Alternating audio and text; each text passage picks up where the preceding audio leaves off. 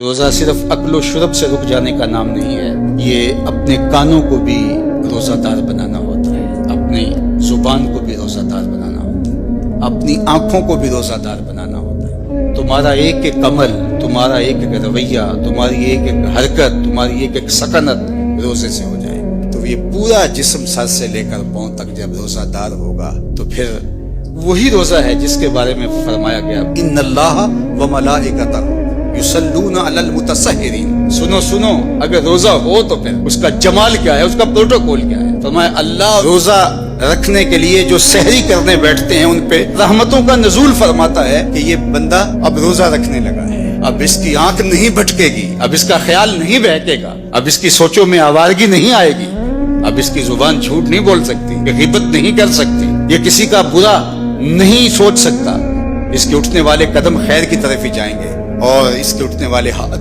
ظلم جبر اور جور سے باز رہیں گے۔ اب یہ اپنے آپ کو روزے کے حصار میں لے کے آ رہا ہے اور تقوی کے نور سے مالا مال ہو رہا ہے، تو اللہ خود بھی اور فرشتوں کو بھی حکم دیتا ہے میرا بندہ سحری کرنے بیٹھا ہے، تم اس کے اوپر رحمتیں نچاور کرو۔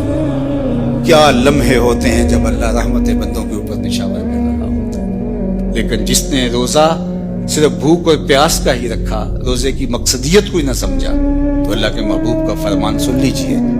ایک تو یہ ہے ان اللہ و ملائکتہ یصلون علی المتسحرین، اور دوسرا فرمایا من لم یدع قول الزور والعمل بہ فلیس للہ حاجۃ فی ان یدع طعامہ و شرابہ۔ جس نے جھوٹ اور برے کام نہیں چھوڑے اس کے بھوکا اور پیاسا رہنے کو اللہ کو کوئی ضرورت نہیں ہے۔ وہ بھوک کاٹے پیاس کاٹے، اللہ کو اس کی کوئی ضرورت نہیں ہے، چونکہ یہ خوراک بچاؤ مہم تو ہے ہی نہیں، وہ تو مومن کے رزق میں اضافہ کر دیتا ہے۔ وہ چاہتا ہے کہ تم پھر روزے سے ہو۔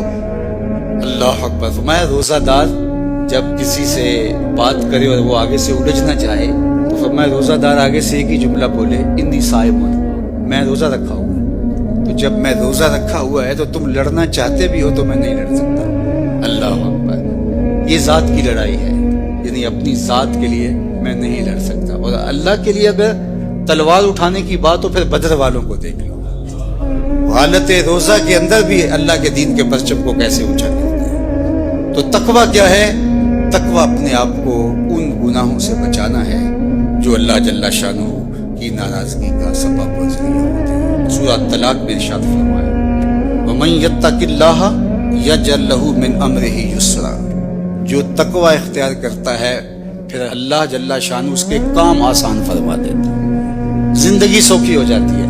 اس سے ڈرنے والا پھر کسی اور سے نہیں ڈرتا، اس کی فرما برداری کرنے والا آسودگی میں زندگی بسر کرتا ہے۔ پھر ارشاد فرمایا یا ایھا الذین آمنوا ان تتقوا اللہ، اے ایمان والو اگر تم اللہ سے ڈرنے لگ جاؤ گے، تقوی اختیار کرنے لگ جاؤ گے تو پھر کیا ہوگا؟ یجعل لکم فرقانا، وہ تمہیں فرقان عطا کر۔ فرقان کیا ہے؟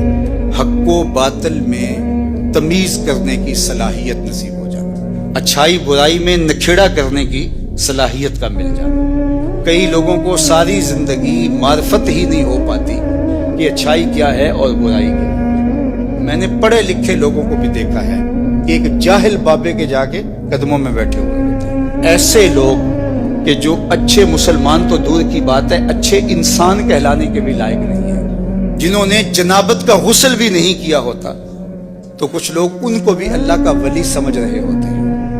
کیوں سمجھ رہے ہوتے ہیں؟ اس لیے کہ یہ خود متقی نہیں ہے، اللہ ان کو امتیاز کرنے کی صلاحیت ہی عطا نہیں کرتا۔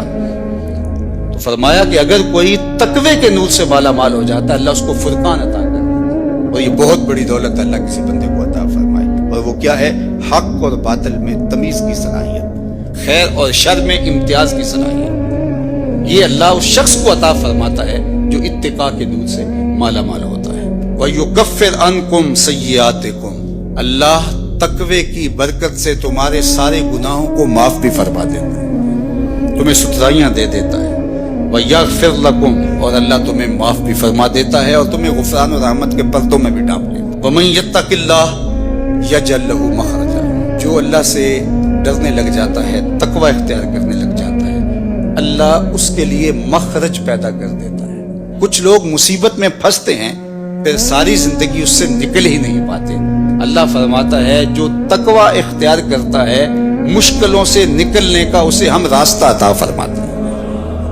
بڑی سے بڑی مصیبت سے بھی وہ آسانی سے نکل جاتا ہے. اس کے لیے ہم یہ کرم نوازی اور یہ رحمت اور یہ مدد اور یہ نصرت فرمائی ہے. وَيَرْزُقْهُ مِنْ حَيْثُ لَا يَحْتَسِبُ, اور اللہ اس کو وہاں سے رزق دیتا ہے جہاں سے گمان بھی نہیں ہوتا, اسے تصور بھی نہیں ہوتا کہ یوں بھی وہ رزق کے دروازے کھول سکتا ہے. تو فرمایا اللہ سے ڈرنا سیکھ لو, پھر تمہاری مشکلوں میں وہ راستے بھی کشادہ فرمائے گا, اور اللہ جل شانہ تمہارے لیے اپنی کرم نوازیوں کے در بھی کھول دے گا.